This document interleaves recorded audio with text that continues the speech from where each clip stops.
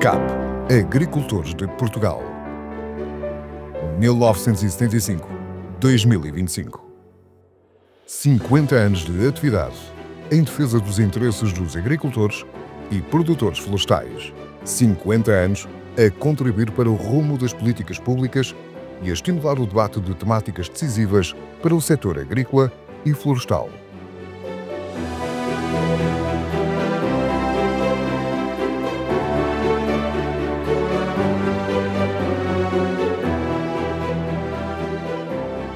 Queria começar por agradecer ao Dr. Paulo Portas a sua disponibilidade para gravarmos esta entrevista no dia 4 de fevereiro sobre a questão geopolítica e económica e todo o efeito que isto terá em Portugal e, em particular, na agricultura. Dr. Paulo Portas, vamos começar pela questão à escala global. Com as circunstâncias que vivemos hoje, uma ameaça do país com o maior poder económico do mundo de impor tarifas aduaneiras, a questão das guerras, a questão do acordo do Mercosul, são tudo fatores que vão influenciar o mercado à escala global. Vai ser o fim da economia global? Qual é a sua opinião sobre esta questão à escala global? Primeiro, Luís, é um gosto ter esta conversa. Eu tenho uma grande admiração pela CAP e acho que é um dos pilares da liberdade de iniciativa em Portugal e, portanto, sempre que posso, colaboro. Nós, ao dia 4 de fevereiro de 2025, o que sabemos é que as tarifas prometidas em campanha eleitoral nos Estados Unidos ou não aconteceram ou aconteceram de modo diferente e que há um risco de escalada da maior economia do mundo, não tanto até agora contra a segunda, mas tentando impactar na terceira e noutras bilateralmente.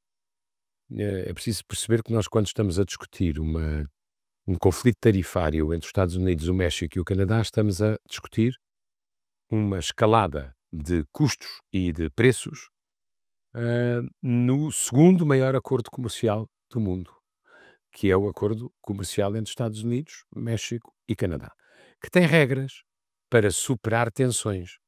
E o problema deste tipo de iniciativas é que, para além de encarecerem os bens, desvalorizam as regras. E, portanto, o tratado faz para isso, é para prever o que é que se faz em circunstâncias de velocidade de cruzeiro ou em circunstâncias de desequilíbrio comercial mais grave. Eu tenho a convicção de que se nós tivermos um protecionismo sistémico, isso leva ao fechamento das economias fechadas deixam de ser competitivas, esquecem-se de inovar e, no fim do dia, é um dano à prosperidade geral que se causa. Se eu não vender nem comprar, certamente não fico mais rico. O segundo ponto que eu acho perigoso é que as guerras comerciais têm escaladas. Portanto, se uma economia tarifa outra, obviamente tem que esperar que essa outra tarife a primeira. E onde é que termina a escalada? Nunca se sabe. O outro ponto que é perigoso, mas que ainda não está seguro, é preciso esperar algum tempo, é que possa haver uma conjunção de dois fatores na primeira economia do mundo. Uma escalada de tarifas comerciais, nomeadamente com a zona comercial da América do Norte, com a União Europeia e, pelo menos em campanha era esse o anúncio, com a China. Isso impacta grande parte da economia mundial. E se ao mesmo tempo houver uma deportação massiva, é assim que se chama, de trabalhadores indocumentados.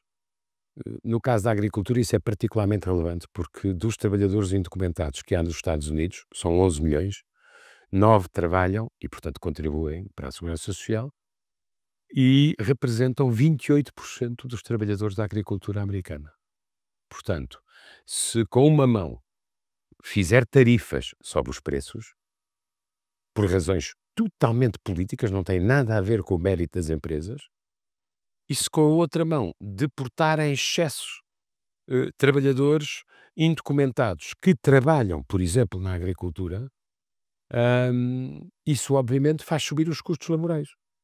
A subida dos custos dos bens e a subida dos custos laborais, num país que tem pleno emprego e onde não se encontram 9 milhões de pessoas disponíveis para trabalhar em setores como a agricultura, como a construção, como a economia doméstica, como as obras, isso pode causar inflação por um lado e inflação por outro. Isso significa andar para trás num caminho que as principais economias fizeram para contrariar a inflação enorme que se seguiu à pandemia e à invasão da Ucrânia. É preciso esperar, mas uma guerra tarifária sistémica. Com certeza que medidas para ajustar a balança comercial são possíveis num ou noutro setor. Agora, se de repente isto se transforma numa parafernália sistémica, e aumento e escassez de recursos humanos, que é uma coisa que já está a existir na Europa, como nós sabemos, e também nos Estados Unidos, com a diferença que os Estados Unidos têm pleno emprego, isso pode, obviamente, causar danos à economia. A primeira consequência é que os juros podem não baixar tanto quanto deviam, nomeadamente nos Estados Unidos. É preciso esperar, porque estamos apenas a 4 de fevereiro, e neste dia em que estamos a gravar, as tarifas que eram para existir ontem já deixaram de existir. E, portanto, há um grau de volatilidade, instabilidade, porventura, negociação na praça pública, ameaças, consequentes ou inconsequentes, que a gente tem que introduzir no computador com que vai viver nestes anos, mas cujas linhas ainda não são completamente claras. Com este cenário e com a Europa, com o relatório como o de Mário Draghi, qual é o caminho que a Europa pode, ou que deve, ou que deveria seguir, face também a ter uma guerra na Europa, face a tudo aquilo que foi o impacto do Covid com a emissão de dívida soberana em termos europeus? Quais são as reformas indispensáveis para a Europa e, neste caso também, em particular, para a questão agrícola? Há um problema que impacta todos os outros, que é nós vivemos na Europa umas largas décadas de paz e de prosperidade baseados na NATO, na aliança entre os Estados Unidos e a Europa, e no artigo 5º do Tratado da Aliança Atlântica, que é o que determina que, mediante consultas, se um membro for atacado, todos os outros têm que o defender. Foi isso que foi suficientemente dissuasor para impedir a União Soviética de sair das fronteiras do Pacto de Varsóvia. E a NATO ganhou a Guerra Fria sem disparar um tiro, como eu costumo dizer, apenas porque era forte e temida. Esse valor está hoje um pedaço em crise e nenhum de nós é desatento. E, portanto, se a Europa chegar à conclusão que não tem a certeza da solidariedade americana em relação a adversários em matéria de segurança e defesa, vai ter que tratar da sua segurança e defesa. O que tem, evidentemente, custos, porque houve uma distração e desatenção durante muito tempo. Eu espero que isso não aconteça e que também no domínio da NATO seja possível encontrar um equilíbrio racional, mas esse é um ponto prévio. O resto é o trabalho de casa que a Europa tem que fazer, seja quem for o presidente dos Estados Unidos e seja quem for o presidente da China. A Europa tem um problema, pode ter um problema estratégico, que é este. Imagine que a primeira economia do mundo, os Estados Unidos, chega a um acordo, a um entendimento desentendido com a segunda economia do mundo, que é a China. Se o primeiro e o segundo se entendem, o prejuízo pode ficar para o terceiro, que é a Europa. E, portanto, a Europa tem que, nos limites do que é possível, tentar evitar uma fratura do laço transatlântico. Até porque, como sabemos, nos Estados Unidos há eleições de 2 em 2 anos e a Europa tem que aprender a passar este tempo e investir neste tempo, que é um intervalo na solidariedade transatlântica, na sua própria competitividade, porque isso não é culpa de mais ninguém senão nossa. A Europa tem um problema demográfico seríssimo. A idade média dos europeus são 44 anos e a dos portugueses 47. Isso tem consequências nas políticas económicas e sociais enormes e precisa de compromisso entre as forças que podem governar os países, porque as políticas demográficas, para inverter um declínio, é preciso são precisas muitas décadas e, portanto, têm que ser constantes. Tem que se fazer com as políticas demográficas na Europa o que a Irlanda fez com o IRC. Há mais de 25 anos que o IRC é 12,5%, aconteça o que acontecer. As políticas para inverter o nosso inverno demográfico, que são muitas: habitação, fiscalidade, mercado laboral, conciliação trabalho-família, imigração, têm que ser constantes e têm que merecer acordo. Esta é a questão mais séria de todas e a que leva mais tempo a resolver. Depois há um problema seríssimo de produtividade na economia europeia, na economia portuguesa também. Portugal tem um déficit de produtividade em relação à Europa de 25 pontos e a Europa tem um déficit de produtividade por hora trabalhada em relação aos Estados Unidos de 20 pontos. Portanto, é preciso colocar a questão da produtividade inteligentemente no espaço público, sobretudo explicando às pessoas que se nós temos salários médios que são perigosamente baixos, só os podemos alterar também com um acordo constante, ganhos de produtividade, ganhos de salário, ganhos de rendimento. O terceiro fator chama-se inovação, como nós temos conversado muitas vezes. A Europa não só envelheceu, como deixou de inovar tanto como precisava. À escala global, ser competitiva em inovação é investir cerca de 3% do PIB em pesquisa e desenvolvimento, ou seja, a relação entre a ciência e a indústria e a tecnologia, a aplicação ao produto do conhecimento que nos leva mais longe, colocação no mercado. Isso hoje em dia, o primeiro é obviamente os Estados Unidos. Os Estados Unidos investem 3,6% do PIB em inovação, pesquisa e desenvolvimento. Depois vem o Japão, 3,3%, depois vem a China, 2,6%. E, portanto, fora do pódio ficou a Europa. E nós nisto temos que fazer um esforço enorme, constante, do setor privado e do setor público, que é saber quanto é que a gente investe em conhecimento e quanto é que nós conseguimos transformar esse conhecimento em economia, em valor acrescentado. Estas três coisas a Europa tem que fazer, acompanhadas, e então no domínio da agricultura isso também é muito óbvio, de pôr uma pausa séria na inércia reguladora da Europa. A Europa, se não fizer nada, está a fazer um regulamento ou uma diretiva. E se nós não travarmos esta malha legislativa, muitas vezes em Bruxelas não se dão conta do fardo que isso significa para as empresas. Há um sinal positivo neste último documento sobre a competitividade, que é um compromisso retirar 25% da carga administrativa sobre as empresas, o que dá um trabalho dos diabos, porque é muito grande a carga de cumprimentos e metas e papelada e indicadores. Quer dizer, as empresas servem para produzir, antes de tudo mais. E para produzir o melhor que souberem e puderem. E é aí que tem que estar concentrado o seu foco. Isso é o caminho inexorável. Draghi teve aí grande vantagem de escrever a palavra que toda a gente sentia, mas ninguém com a autoridade dizia: se nós não fizermos nada, a Europa entra em declínio. Como não é esse o nosso desejo, nós temos que acertar na agenda, ter capacidade de compromisso. Como sabe, neste mundo atual, fazer compromissos políticos é correr muitos riscos, porque o compromisso não está na moda. O que está na moda é a gritaria. Bom, mas a Europa, a prosperidade da Europa, a Europa é o continente mais próspero do mundo, não se fez aos gritos, fez-se com acordos, fez-se com concertação social, fez-se com entendimentos entre centro-esquerda e centro-direita, fez-se com governos competentes. Durante décadas a Europa estava em ruínas em 1946. Eu não sei se as pessoas têm a noção de que a Europa sem a Europa significa guerra. É o que está na nossa história, infelizmente. E, portanto, a Europa tem que desburocratizar, simplificar, em algumas matérias, obviamente, desregular, criar um ambiente amigo de quem queira inovar, de quem queira chegar mais longe do ponto de vista do conhecimento e relacionar a universidade com o capital. E é assim que as nações inovadoras fizeram. E é assim que a Europa tem que fazer. Não tem alternativa, Luís. É sim ou sim ou declinar.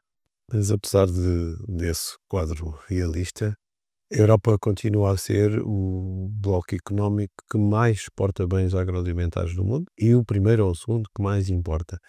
Este acordo que avançou agora do Mercosul, qual é, na sua opinião, o É uma grande impacto conquista, Luís. Eu acho que, primeiro, a Europa deve.